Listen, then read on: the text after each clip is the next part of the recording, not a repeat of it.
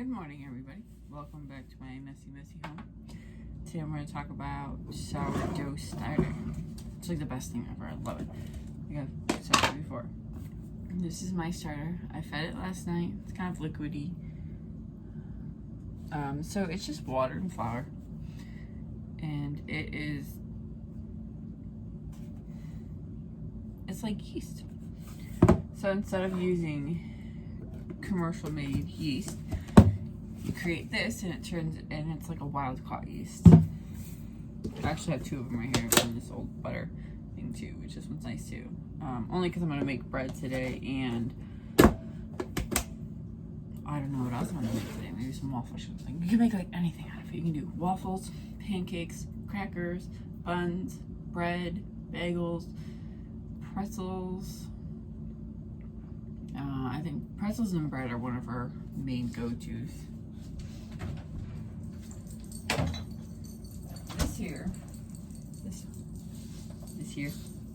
This is the original sourdough starter that I had made maybe like 2 years ago. All right, I keep this in the fridge, and it gets like, right now it has like a liquid, there's like a liquid thing like on top. You just mix that in, it's fine. So to start one of these, you take an equal amount of water and flour and you mix it together. You're supposed to stir it vigorously. I don't always, it still works out. And if you're not going to be able to feed it, you have to feed it every 12 hours for the first 7 days, and then once a day after that, so every 24 hours. If you can't feed it, you put it in the fridge, like this here. This here sat in the fridge for 6 months, especially after we moved into this place. And it still sits in the fridge now because I actually pull it out, split it, and then I use this. And this goes on the shelf above my stove, so it stays nice and warm, because it starts to stay warm to catch all that yeast and whatnot. So I keep this in the fridge. This is like my backup, just in case something ever happens. I always have my starter here. But I'm actually gonna grab a new jar and show you guys how to start one. So we're gonna use this old jelly jar. Alright, so really, it's really simple. Really simple. So I'm gonna grab 1/4 cup.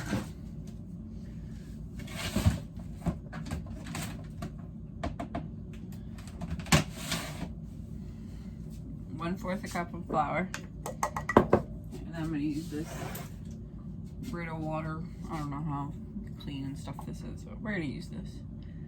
And I'm going to equal parts, so 1/2 cup of water. Okay.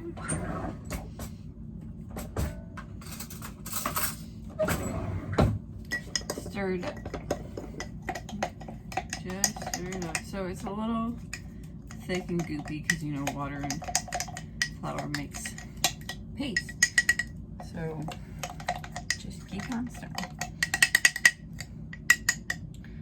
Alright, and then this is what it looks like.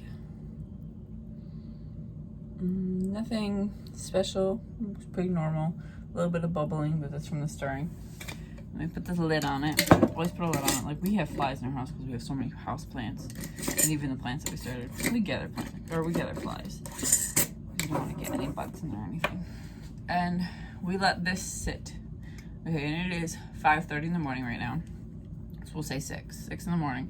So at 6 at night, I'm going to take half of this out. All right, I'll show you how we do that. I have so much starter. Okay, here's another thing too. If you want to save your discard that you're going to throw away, you're going to have a lot of starter left over. That's something a lot of people, I think, struggle with. Like my aunt and my cousin, those keep all their discard, and then they don't know what to do with it, because if you don't have anything to use it for, it just builds up, because if you don't feed it, it dies. And if you do feed it, you have to discard half of it, feed it, and then you have an abundance. Unless you're gonna have a huge baking day, which sourdough isn't like a huge baking day kind of thing, because you have to let things rise and sit and everything like that. So you're gonna have to discard some of it, and it's usually half of it. That's why you don't want to keep too much around.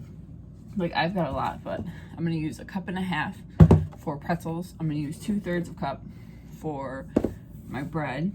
This is my original sourdough starter, which honestly I'm gonna put back into the fridge after I split it right now. And then this guy here, after I use up these 2 containers, I'll be able to use that one in 7 days. But like I said, you have to let it grow for 7 days.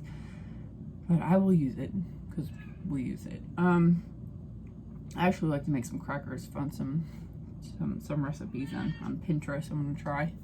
So we'll see how that does. We go through quite a bit of crackers. My daughter's obsessed with them. All my kids eat, you know, they're kids. All right. So with this guy, stir him up. This is quite old. Been in the fridge for at least 2 weeks at this point. Okay. It's kind of goopy. There's still some bubbling in there. I don't know if you can see that though, without me spilling it. But I am going to go and throw away half of this. I'm gonna dump it right in my garbage. Oh, you can compost it,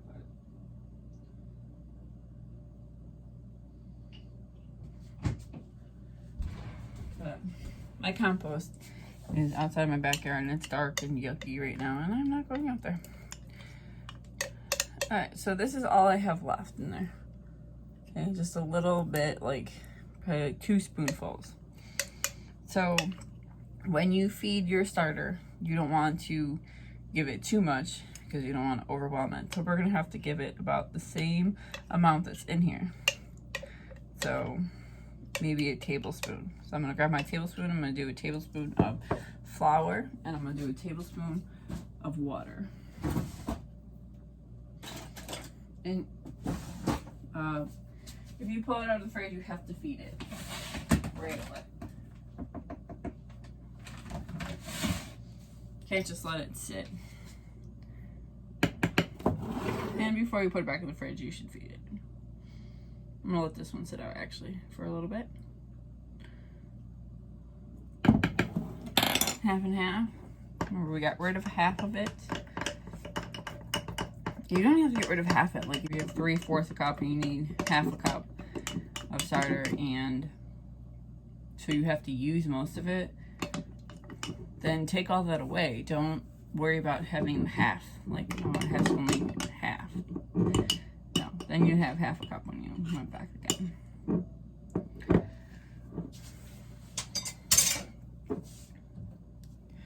Okay, so you guys can't see that, but it is like, it's a little bubbly in there. Nothing major yet. It's also still cold, so we're gonna set it aside and let it do its magic. And then this guy here, this is our new one. We can do this one again in 12 hours. So every 12 hours, you're gonna feed it. You're gonna feed it until it's all bubbly and like this, or you know, you need lots like this. So if you ever need lots, what you do is you just separate it. Like I've done it where I've only, like the whole discard thing, you're gonna make something. This has been piling up for like a couple weeks, honestly. And then I just feed it. Now, when I take this, because I took like 1/4 of a cup out, I fed it. I fed her 1/4 of a cup. So I had half a cup of starter. And then I only took out, you know, another 1/4 of a cup and then added some more, and I was at more than half a cup. And it kept building up and building up. And that was my way of creating a bigger starter so I could make some things. And sometimes if you, like if I went to go make something, like I said, my pretzels, the recipe calls for 1.5 cups. So, because, I mean, it's a lot of starter. I would set it aside in a bowl and I would feed it up until 1.5 cups. You know, even if there was, you know, half a cup or 1/4 cup, or even only 3 tablespoons of starter in there, I would feed it and I would just mix it real good, and I would let it sit overnight in a nice warm spot, which, like I said, above my stove is actually pretty warm. Probably anywhere up here is warm because they're all pretty high. But I would let it sit and let it bubble overnight, and then I'd have a starter that I needed in the morning. But starters are great. They, I mean, you can just do anything with them. It's like the best thing ever. Best thing ever, and I love it. I hope you guys will love it too. But this is definitely how I make it. And I noticed you can order it off of Etsy. I'm not really sure who's selling their starters, but there you go. If you need one and you can't start it now, you can do this. My cousin usually comes to me and says I need more, and then I give it to her. So I stole my starter. All the way, so I'm stealing my starter. But that's okay. At least she's using it. And it's supposed to, oh, here's a good thing. It's supposed to be healthier for you. I'm not sure how true it is. I'm just baking. I'm just trying to take care of my family. But it's supposed to be easier for you to digest because it's not commercially man-made yeast. So it's like a wild-caught yeast, and it's supposed to be easier for your body to digest than like normal stuff, which we do make normal bread too. Like we have a bread machine. I put my yeast in there. However, I have made my sourdough in there before, but it was just like a baking process. So I let it rise for its 8 hours, threw it in there, and then it baked. It baked normal too. That was just because our oven had broken. Thankfully, we do not have that issue anymore. So I guess you can do that. But I've never made it like completely in there, like put all my ingredients and let it mix and everything like that. Usually it's just a baking thing. But yeah, that is sourdough starter. You guys should all start one. Alright, thanks for hanging out with me.